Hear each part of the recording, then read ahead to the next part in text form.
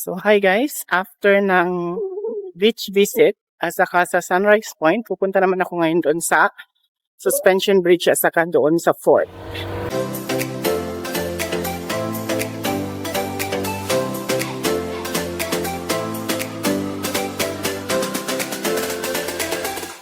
So ayan yung area na pupuntahan ko, yan ang bridge at yung sa taas is fort. So yun nga kasi trinay ko siyang puntahan kahapon kaya lang hindi ko alam yung exact na daan pero tinuro sa akin after kong umuwi ng hotel. Kaya try kong puntahan ngayon. So ganyan ang view in the morning dito sa part na to. So ayan yung suspension bridge and ayan yung sa my fort. Yun naman ang sa part na yan is Dough Factory and sa kabilang side is Maritime Museum. So dyan ako galing kahapon. So, pa-enter na tayo ng suspension bridge. So, tinatry ko matapos talaga to kahit hindi na yung sa kabilang side. Kahit hindi na yung lighthouse kasi next time na lang kung may time pa akong mag-visit ulit dito, pupuntahan ko siguro yun kasi andun nga sa medyo malayo-layo na area. So, kailangan pa kasi siyang tawirin. Ayan na yung bridge. So, ito na yung suspension bridge na gusto kong mapuntahan din. And sunrise, of course.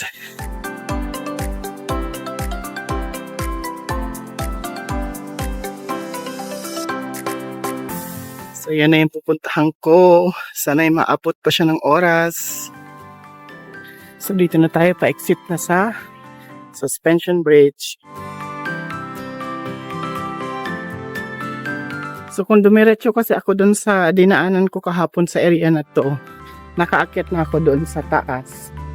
Ang problema lang, marami kasing tao din kahapon. Kaya ang suggestion sa akin, puntahan ko siya ng early in the morning. So, ayun, nandito na tayo. Yan na siya. Ito part niya tong nasa likod ko.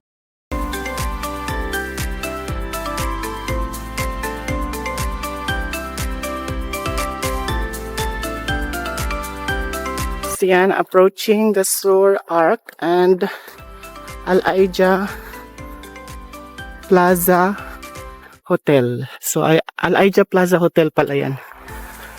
Inisip ko palace yan eh. So hindi pala. So yan, ito na ako. Malapit na.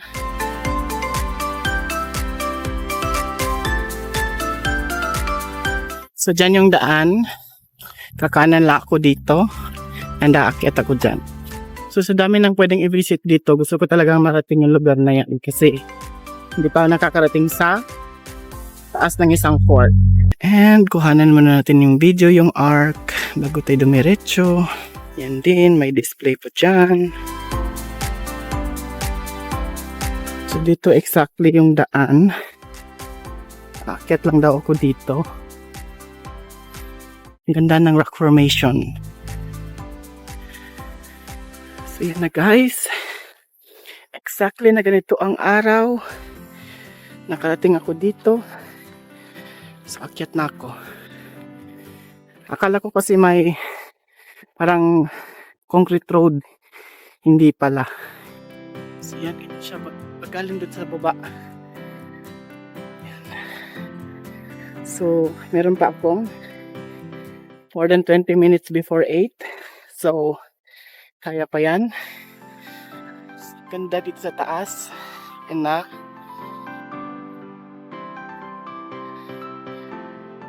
Yun. And yung sunrise. And look at the view.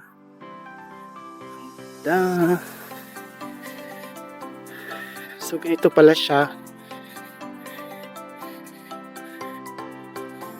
Ng view. So ito yung sinasabi nilang parang sneak peek na area. Ito pala yung nakikita ko sa post. Pupunta ako dyan.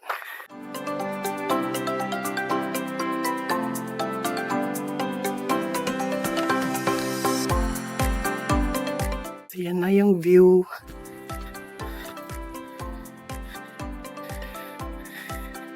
Ito yung view sa taas.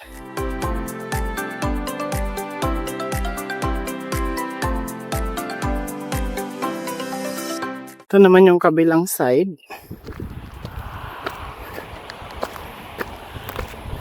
Yan. So yan ang suspension bridge. Dito tayo banda sa kabila.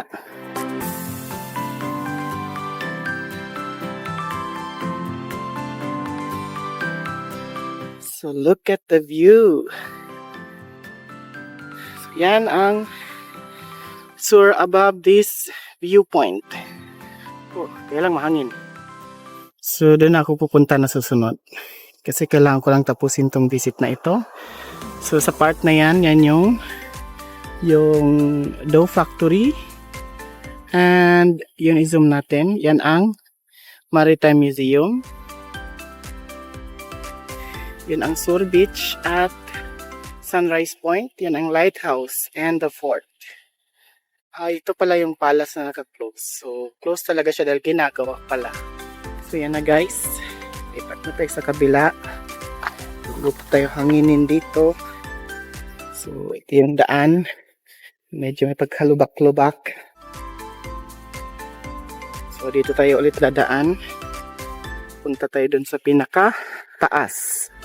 So tamang-tama ako lang mag-isa dito. So at least hindi ko man na complete yung aking pinaka-visit dito. Hindi ko man na complete na puntahan yung mga lugar na gusto kong puntahan. Narating ko ito kasi napakaganda ng area. So ito, dito tayo sa kabilang side mag-viewing. So yan yung pinanggalingan ko. Suspension bridge. At meron siyang dough cruise na nakapark dyan. So ito na yung sa may higher point. Ito yung pinaka-fort niya. So, saan ba tayo dadaan? Taking the view from down. Paakyat. Kasi matarik ang daan. Pero masaya actually na mag-visit ng ganito kasi ito, kahit ganito yung dadaanan mo, hindi naman siya ganun ka, yung tawag ito. Hindi ba siya slippery? So ito, again, kuha tayo ng view dito. Yan na siya. Ang view from this side. Oh, so mas buo pala ang suspension bridge dito. So take natin ng picture yan. So continue na tayo doon sa ating destination area. So meron pa palang ibang view dito. So dyan naman makikita yung parang may mga mangrove doon sa side na yon. And meron dito. O yan. So merong something interesting dito.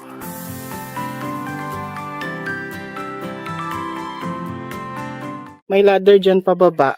Kaya lang ayaw kong bumaba kasi baka dumiretso tayo dun sa dulo. Mahirap na. Wala pa namang exit.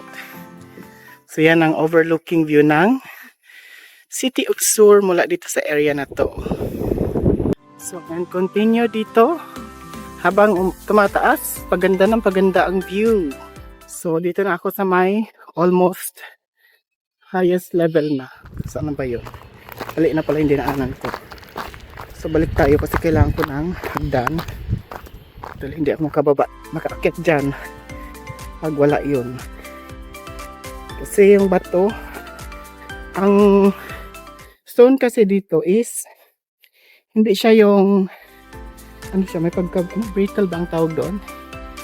Siya, parang muddy type. Nababasag kasi. So, ito yung ladder papunta doon sa taas. Ito yung aakyatin natin. So, dito na ako. Simula ng akyatan. Hindi na tayo titingin sa camera kasi baka iba ang maapakan. So, yan yun. Taas na yan. So, yan ang view sa likuran habang umaakyat. Kasi pinakamataas na part na ito. Ito kasi ang tawag dito, parang viewpoint ng Sur. Kaya lang yung pag-akyat is talagang mahirap. So yan, tuloy na akyat na hanggang taas. Ito na ako. So parang gagapang na ako nito.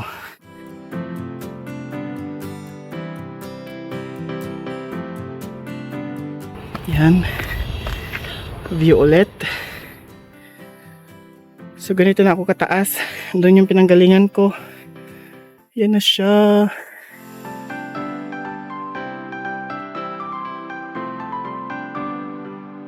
So kuhanan ko muna ng background yung sarili ko para may remembrance tayo na may background habang nandito sa taas. And almost malapit na ako sa pinakataas. Ito na siya. Yan na. At yung view sa gilid, ito siya. Nakakatakot na lang kasi yun nga, kataas masyado. So yan ang pinaka highest viewpoint nitong area. At yan ang view mula dito sa pinakataas.